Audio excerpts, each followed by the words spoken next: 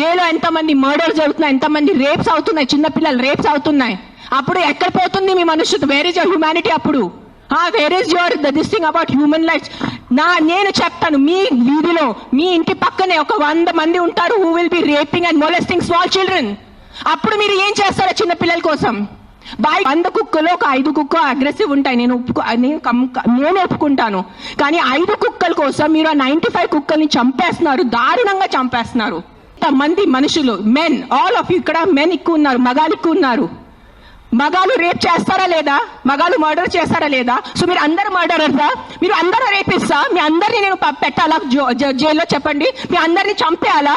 కాదు, మగాలు రేప్ చేస్తారు, మగాలు మర్డర్ చేస్తారంటే మీ అందరు మగాల్ని పట్టుకొని నేను చంపేస్తే ఎలా ఉంటుంది చెప్పండి? బుద్ధి ఉందా కొంచెం?